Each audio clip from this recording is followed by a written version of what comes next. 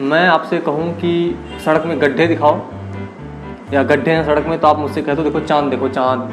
मैं आपसे कहूँ कि भैया मुझे खिलौने चाहिए, तो आप कह दो कि खिलौने गंदे हैं या इसको ना लो, इससे लोग ब्लास्ट हो जाता है, लोग इससे मर जाते हैं। आपको याद होगा बचपन में जब माता पिता के साथ निकलते थे, कुछ उलूल जुलूल चीज़ों की मांग करते थे, तो ऐसे ही कहते थे कि नहीं ऐसा ना करके कोई दूसरी बात करने लगते थे। हम दोस्तों में बात करते हैं, किसी टॉपिक पे हमारी चर्चा होने लगती है, तो दोस्तों से अगर हम कुछ पूछते हैं, उनको अनकंफर्टेबल होता है तो कुछ और बात उठा देते हैं। जवाब देखिए जब नहीं देनी होती है तो कोई और बात छेड़ दी जाती है। नमस्कार, मैं आदित्य सिंह और आप देख रहे हैं newsviews360.com खबरें अलग अंदाज में। और मैं आज बात कर रहा हूँ उलूल जुलूल बातों की। उलूल जुलूल बातें हमारे ही बीच में नहीं होती हैं, असल में प्रोफेशनल लाइफ में भी होती हैं। यानी कि दिल्ली के प्रधानमंत्री कुर्सी से भी उलूल जुलूल बातें मिल सकती हैं। आप पूछिए मोदी जी यहाँ पर तो सड़क में गड्ढे हैं, तो मोदी जी कहेंगे चाँद देखो। आप पूछिए मोदी जी रोजगार नहीं है, तो मोदी जी कहेंगे पकौड़ा बेचो। मतलब कुछ भी बोल देना है, और मीडिया जो है उसको घुमा के फिरा के किसी तरह से आपको नरेट करने की कोशिश करती है। और जो 7 से 9 वाला स्लॉट है उसमें अभी तक 3 तलाक चल रहा है, अभी तक राम मंदिर बन रही है, 4 साल से लगातार बन रही है, बन नहीं पाई। अगर मीडिया से बनाना है, अगर स्टूडियो से बननी चाहिए तो 3-4 राम मंदिर बन जानी चाहिए थी। अब तक बहुत 100-200 करोड़ लोगों को नौकरी मिल जानी चाहिए थी, लेकिन ऐसा नहीं हुआ, क्योंकि बातें जो है बिल्कुल घुमा के आपके सामने रखी जाती हैं। राफेल डील पे बात हो रही थी लोकसभा में। राहुल गांधी ने राफेल डील को लेकर एक जोरदार हमला बोलते हुए मोदी से कहा कि वो चौकीदार नहीं भागीदार, ये उन्होंने कहा। उसके बाद मोदी जी का भाषण हुआ, उन्होंने भी अपनी बात रखी कि हाँ वो भागीदार हैं, लेकिन देश की तरक्की में भागीदार हैं, देश के गरीबों के लिए अपनी भागीदारी स्पष्ट करना चाहते हैं। वो ये कहने का प्रयास कर रहे थे कि वो अकाउंटेबल हैं, लेकिन क्या वो वास्तव में अकाउंटेबल हैं, यह प्रश्न पूछा जाना चाहिए। और सही बात तो ये है कि मीडिया को भी बढ़ चढ़ के संयुक्त विपक्ष की तरफ से जो प्रश्न पूछा गया है उसकी उत्तर की मांग करनी चाहिए थी, लेकिन ऐसा नहीं हुआ है। बहुत अभी यशवंत सिन्हा का एक बयान आया है जो गजब की बात है कि मतलब सरकार भारतीय जनता पार्टी की और प्रश्न पूछे जा रहे हैं कांग्रेस से। सोचिए, सरकार भारतीय जनता पार्टी की और प्रश्न पूछे जा रहे हैं कांग्रेस से। तो राफेल डील को लेकर के बात हुई है, तो मैं समझता हूँ कि आपको जानना चाहिए कि राफेल डील है क्या।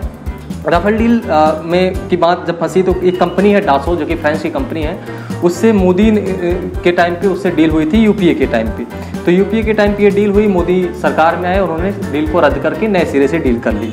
पुरानी डील जो हुई थी HAL हिंदुस्तान एरोनॉटिक लिमिटेड करके जो कंपनी है, जो कि पब्लिक सेक्टर कंपनी है, जिसमें प्राइवेट बॉडी का भी एसेट रहता है और उसके बाद गवर्नमेंट का भी एसेट रहता है। तो दोनों मिलकर जो कंपनी फॉर्म होती है, दोनों के शेयर से जो स्टेक से जो कंपनी फॉर्म होती है, उसे कहते हैं public sector company. Indian oil इसका बहुत बड़ा उदाहरण है। इसके अतिरिक्त आपकी जानकारी के लिए मैं बता दूं कि मारुति सुजुकी भी इसका उदाहरण हुआ करता था पब्लिक सेक्टर कंपनी का। तो HAL जो कि एक तरह की हम कह सकते हैं सरकारी कंपनी है, हिंदुस्तान एरोनॉटिक लिमिटेड करके, उससे ये डील हुई थी डासो के बीच में। गवर्नमेंट ने कराई थी डासो के साथ और HAL की डील, लेकिन मोदी साहब ने इसको रद्द कर दिया। रद्द करने के बाद इन्होंने HAL को डासो के साथ जो कि डील करनी थी, जो भी बात करनी थी, वो बात यूपीए के टाइम पे चल रही थी, जब AK एंटनी जो है मिनिस्टर हुआ करते, रक्षा मंत्री हुआ करते थे। मोदी ने HAL को से पूरा मामला रद्द करा करके रिलायंस डिफेंस लिमिटेड को ये सौंप दिया कि आप इस पर काम कराइए। रिलायंस डिफेंस लिमिटेड किसकी कंपनी है आपको पता है, अच्छे से पता होगा किसकी कंपनी है। जो BSNL की स्थिति खराब हुई है, जियो कहाँ से पहुँच गया, वो भी पब्लिक सेक्टर कंपनी है। इसी तरह से अब HAL की स्थिति खराब हो रही है तो रिलायंस डिफेंस आगे बढ़ेगा। तो यही कारण है कि जब आप किसी इकोनॉमी को, इतनी बड़ी इकोनॉमी में किसी एक के हाथ में देने की कोशिश करेंगे तो गरीबी बहुत ज़्यादा हो जाएगी, बेरोजगारी बहुत ज़्यादा हो जाएगी। और दुनिया का कोई भी अर्थशास्त्र या उसका सिद्धांत आपके देश से गरीबी, भुखमरी, बेरोजगारी नहीं हटा सकता जब तक कि आप उसके बीच का गैप मेंटेन करने में प्रयास ना करें। और ये हो नहीं रहा है। पब्लिक सेक्टर कंपनी डूबती चली जा रही है, जिसमें लोग गवर्नमेंट जॉब करते हैं, और प्राइवेट कंपनीज को सौंप दिया जा रहा है हर चीज़। इससे क्या होता है, जब प्राइवेट सेक्टर में लोग काम करते हैं उनकी नौकरियां भी बहुत ज़्यादा निश्चित नहीं रहती हैं। आपको ये चीज़ पता है ना कि प्राइवेट सेक्टर में नौकरियां सुरक्षित नहीं मानी जाती हैं। तो ये हुआ। इसके बाद मैं बताता हूँ, रिलायंस को कोई बहुत बड़ा अनुभव नहीं है क्षेत्र में।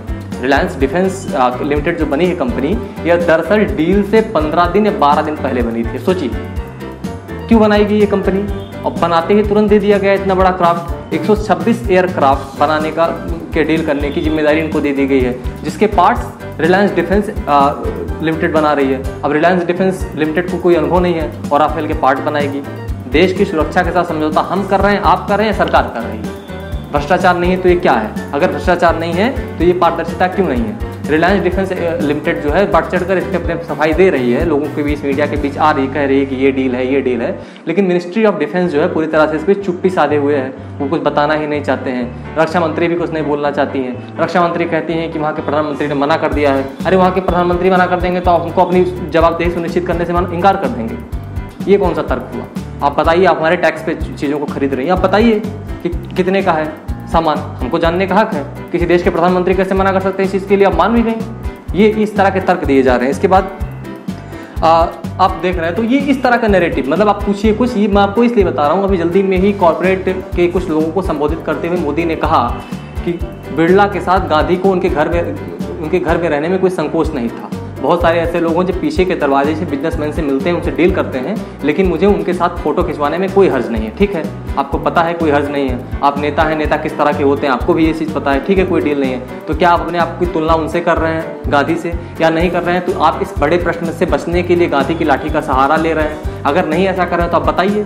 तो आप पूछिए कि भैया यहाँ पर सड़क में गड्ढे हैं, बेरोजगारी है, तो देखो चाँद, वो देखो ये, तो देखो इकोनॉमिक ग्रोथ नहीं हो रहा, तो देखो राम मंदिर। तो इस तरह के आप बताइए कि जो है कि भुखमरी फैलती जा रही है, किसान आत्महत्या कर रहा है, तो आप बता दीजिए गौ हत्या, दलित, मुस्लिम, 3 तलाक, इस तरह का नैरेटिव क्रिएट करने की कोशिश की जा रही है। मैं आपको एक और डेटा देते चलता हूँ कि देश का जो 75% रिसोर्स है, जो वेल्थ है, यानी कि जो स्रोत हैं, उस पर सिर्फ 1% लोगों का पावर है, यानी कि उस पर 1% लोगों का हक है। यानी कि जो देश का 2/3 रिसोर्सेज है, उस पर 1% लोग की का हक है पूरी तरह से। 99% क्या करेंगे? 99% जो है घूम रहे हैं, और वही लोग प्रश्न पूछ रहे हैं और जवाब नहीं दिया जा रहा है। उनके बीच साधन नहीं है। इन्हीं 1% लोगों में से कुछ लोग मीडिया चला रहे हैं, कुछ लोग कॉर्पोरेट चला रहे हैं, कुछ लोग IT सेल चला रहे हैं। इन्हीं 1% लोग में से लोगों को पॉलिटिकल पार्टीज को पैसा मिलता है, और यही 1% लोग 99% के लिए नैरेटिव क्रिएट करते हैं, जो कि बहुत खतरनाक है। तो आप पूछिए कि भैया यहाँ पर सड़क में गड्ढा है, तो बता देंगे चांद देखो चांद। आप देख रहे थे newsbeat360.com, खबरें अलग अंदाज में। अगर ये वीडियो आपको पसंद आया हो तो हमारे YouTube चैनल को जरूर सब्सक्राइब करें। अगर ये वीडियो हमारे Facebook पेज पे देख रहे हैं तो पेज को लाइक करें। धन्यवाद।